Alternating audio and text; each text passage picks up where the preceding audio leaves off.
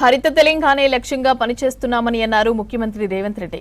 రైతులను పారిశ్రామికవేత్తలుగా తీర్చిదిద్దుతామని చెప్పారు. ఆహార ధాన్యాల ఉత్పత్తిలో తెలంగాణ టాప్ లో ఉందని చెప్పారు. తడిసిన ధాన్యాన్ని కొని రైతులకు అండగా ఉన్నామని చెప్పారు. కృష్ణా గోదావరి వాటా కోసం కొట్లాడుతున్నామన్న సీఎం ప్రాణహిత ప్రాజెక్టుకు మళ్లీ ప్రాణం పోస్తున్నామని, దీనికోసం మహారాష్ట్ర సీఎంతో సంప్రదింపులు జరుపుతున్నామని అన్నారు. ఇక కూలిపోయిన కాళేశ్వరాన్ని రిపేర్ చేయిస్తున్నామని చెప్పారు. పెరేడ్ గ్రౌండ్ లో జరిగిన వేడుకలకు అటెండ్ అయ్యారు సీఎం రేవంత్. జాతీయ జెండా ఆవిష్కరించి అమరుల త్యాగాలను గుర్తు చేసుకున్నారు. సాగు భూమి, వ్యవసాయం, రైతు ఈ మూడు తెలంగాణ ఊపిరి. వ్యవసాయ ఆధారిత పరిశ్రమలు, అనుబంధ రంగాల విషయంలో తెలంగాణ నెంబర్ 1గా ఉండాలన్న లక్ష్యంతో రైతుల జీవితాల్లో గణనీయ మార్పు తేవాలన్న సంకల్పంతో తెలంగాణ రైజింగ్ 2047 విధాన పత్రంలో ప్రాధాన్యత అంశంగా తీసుకున్నాం. ఈ విజన్ డాక్యుమెంట్ కేవలం కాగితాలపై ఉండే అక్షరాలు కాదు. ఆదిలాబాద్ నుండి అలంపూర్ వరకు, ఖమ్మం నుండి కొడంగల్ వరకు హరిత తెలంగాణను ఆవిష్కరించే ఆలోచన. ఈ లక్ష్య సాధనలో తెలంగాణలోని ప్రతి రైతు కూలీలే సారథులు. దీనికోసం ఈ విజన్ డాక్యుమెంటులో రూరల్ అగ్రికల్చర్ రీజియన్ ఎకానమీ రేర్గా అభివర్ణించి అభివృద్ధి చేసేందుకు రూపొందించిన పత్రం ఇది. రైతులు కేవలం పంటలు పండించడమే కాదు, వ్యవసాయ ఆధారిత పారిశ్రామికవేత్తలుగా తీర్చిదిద్దే దిశగా ఈ ప్రణాళిక ఉంటుంది. అగ్రికల్చరల్ ఎకోసిస్టమ్ అభివృద్ధి చేసి రైతులను శ్రీమంతులుగా చెయ్యాలన్నదే మా ప్రభుత్వం యొక్క సంకల్పం. 2025-26 అంచనాల ప్రకారం మన ఆహార ధాన్యాల ఉత్పత్తి రికార్డు స్థాయిలో ఉంది. 2,36,00,000 మెట్రిక్ టన్నులుగా నమోదైంది. ప్రజాప్రభుత్వం అందిస్తున్న ప్రోత్సాహకంలో వరి, మొక్కజొన్న, పత్తి పంటల విస్తీర్ణం గణనీయంగా పెరిగింది. పశు సంపద, మత్స్య రంగాలు గణనీయమైన అభివృద్ధిని సాధించాయి. రైతులు విభిన్న పంటల ఉత్పత్తితో తెలంగాణను సకల పంటల క్షేత్రంగా తీర్చిదిద్దాల్సిన అవసరం ఉన్నది. తెలంగాణ భూమి నైసర్గిక స్వరూపం అన్ని రకాల పంటలు పండించడానికి అనుకూలమైన క్షేత్రం. ఈ రైతుల కార్యసాధకులు కావాలంటే అప్పు లేని పరిస్థితి ఉండాలి.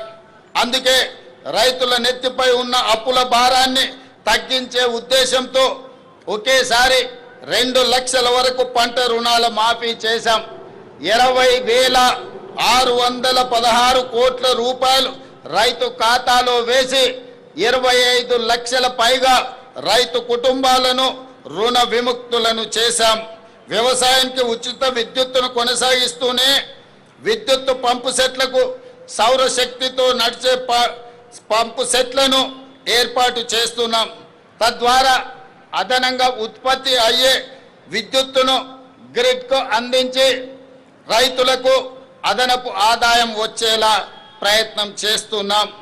ఈ 2.5 ఏళ్లలో వ్యవసాయానికి, రైతు సంక్షేమానికి 1,56,496 కోట్ల రూపాయలు ఖర్చు చేశాం. రైతు భరోసా పెట్టుబడి సాయం కింద ఇప్పటికే 27,529 కోట్ల రూపాయలు నేరుగా రైతుల ఖాతాలలో వేశాం. రైతులు దళారుల బారిన పడి మోసపోకూడదని రైతులు పండించిన పంటలు ప్రభుత్వమే కనీస మద్దతు ధర చెల్లించి కొనుగోలు చేస్తుంది. ఎంత భారమైనా సరే చివరి గింజ వరకు పంట ఉత్పత్తులను కొనడానికి రాష్ట్ర ప్రభుత్వం ప్రయత్నం చేస్తుంది.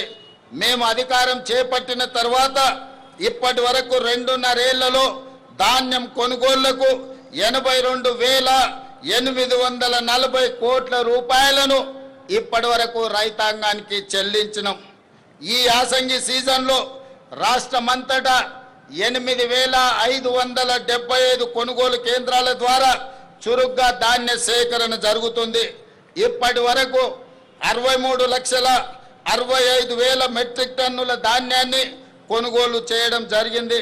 సుమారుగా 11,903 కోట్ల రూపాయలను రైతుల ఖాతాలో జమ చేశాం. అకాల వర్షాల వల్ల ధాన్యం తడిసిపోయినా ప్రతి రైతుకు నష్టం జరగకుండా దాదాపు 10,000 మెట్రిక్ టన్నుల తడిసిన ధాన్యాన్ని ప్రభుత్వం కొనుగోలు చేసింది. ధాన్యం కొనుగోలులో దేశంలో ఏ రాష్ట్రం కూడా మనతో పోటీ పడే పరిస్థితి లేదు. దేశంలో యాసంగి సీజన్లో సేకరించిన మొత్తం ధాన్యంలో తెలంగాణ వాటా 60% నమోదైందని తెలియజెప్పడానికి నేను గర్వపడుతున్నాను. గతంలో ఎన్నడూ లేని విధంగా రాష్ట్రంలో మొక్కజొన్న పంటలు సాగు భారీగా పెరిగింది.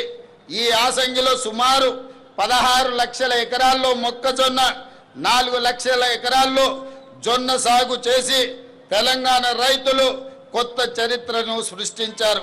మొక్కజొన్న కొనుగోళ్లకు సుమారు 4,275 కోట్లు, జొన్న కొనుగోళ్లకు ఇప్పటి వరకు 1,154 కోట్లు రాష్ట్ర ప్రభుత్వము ఈ భారాన్ని మోసింది.